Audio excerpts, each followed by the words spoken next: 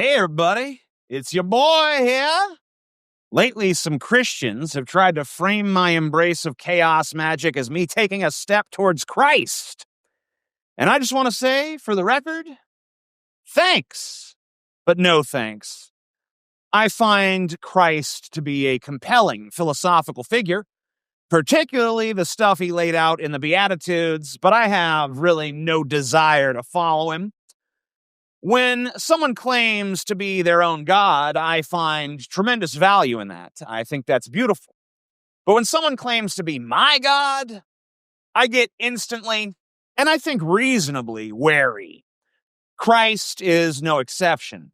He preached that we should all look upon one another as brothers and sisters, which I think is great, but then he placed himself above us all. And I have no interest in that paradigm. That's the MO of virtually every cult leader I've ever heard of, right? Right. I also don't think that Christ's miracles are all that impressive.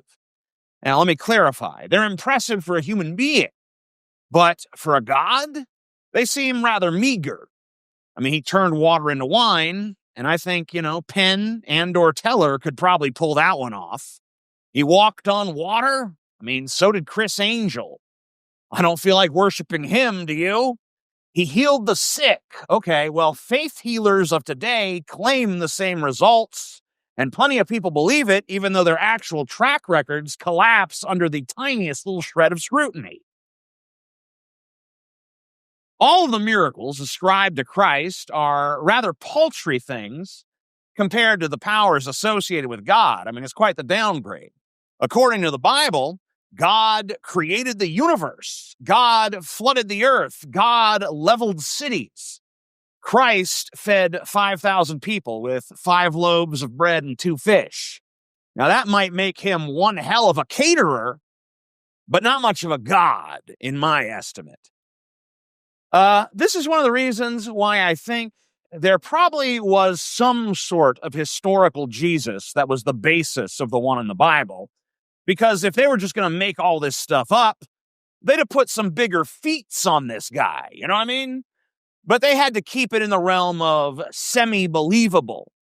Another reason I just don't dig Christ, at least not as a figure that I want to worship, is that he was, at the end of the day, regardless of the nice stuff he said, a kind of hellfire and brimstone preacher, and that just ain't my vibe. I mean, he told us all to love one another while we're here on earth, but he painted a really nasty picture of what would happen to those of us who didn't listen. He said that anyone who didn't follow him and accept him into their hearts would writhe in eternal agony in a pit of never-ending suffering. And to me, that kind of undercuts the love one another message. You know? Treat each other with love and kindness and charity, or I'll fucking hurt you forever. This preoccupation with suffering and self-denial seems to be at the heart of much Christian theology. Christianity teaches us to be ascetic and capitulatory creatures, spending our time venerating a cosmic narcissist that claims to be the one true God. I think the Gnostics were onto something when they looked at this Yahweh guy and said, nah, that ain't it, bro. This guy here is a dick, right? When it comes to gods, I think all of the Abrahamic religions are basically trashed here. They seem to all have this longing for a cosmic despot, an almighty daddy figure.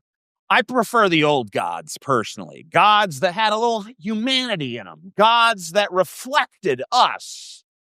Because I believe that's what gods really are.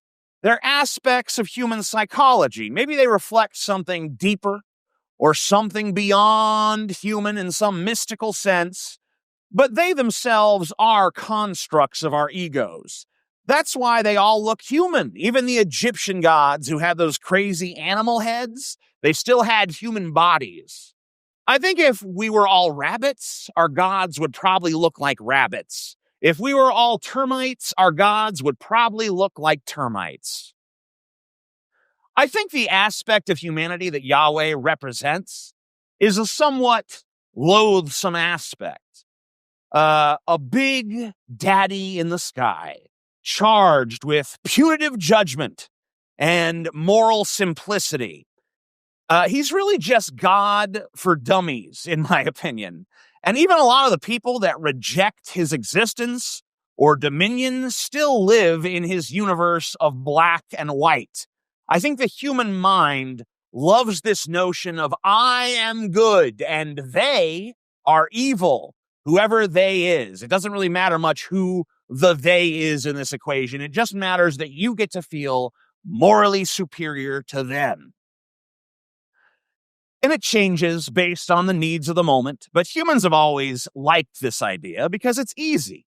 It doesn't require any thought or nuance or even empathy.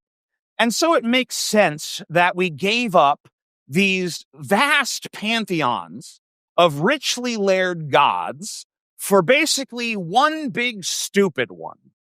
But just because it makes sense doesn't mean it wasn't a huge mistake. Because our relationship to the mystical should not be simple, no matter how psychologically satisfying we might find that on some base dumb shit level.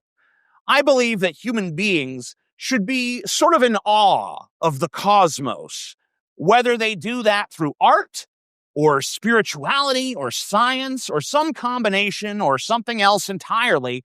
It doesn't matter.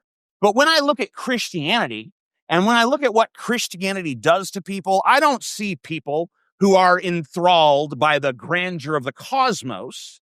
I see people who view it all as just decoration in God's big old waiting room. And that's just not a mentality I can support. I mean, Christianity gives us a lens through which we view our lives as simply a test, an inconvenience before our true lives begin in some magical paradise that we only get access to after we're dead.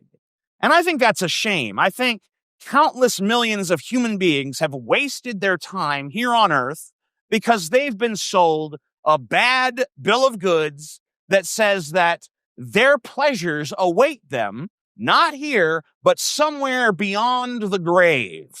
Scientists and artists and philosophers and occultists and everybody else is searching in their own way for the answers. And many, not all, but many of these practitioners of Abrahamic religions have stopped searching for the answers. They've declared that they know all.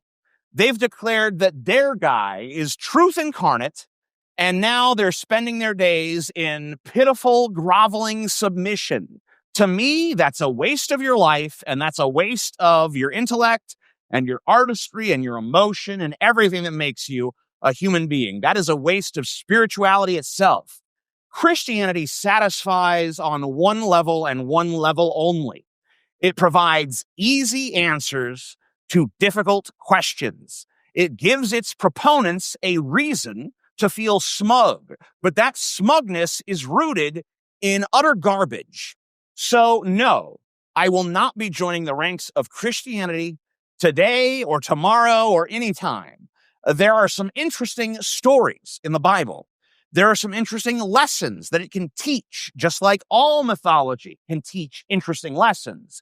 But to view it as the answer is laziness on a level that even my Cheeto-munching ass finds a little bit repugnant. So, in conclusion, I will say this. In omnibus nihil, in nihilo omnia. That is all.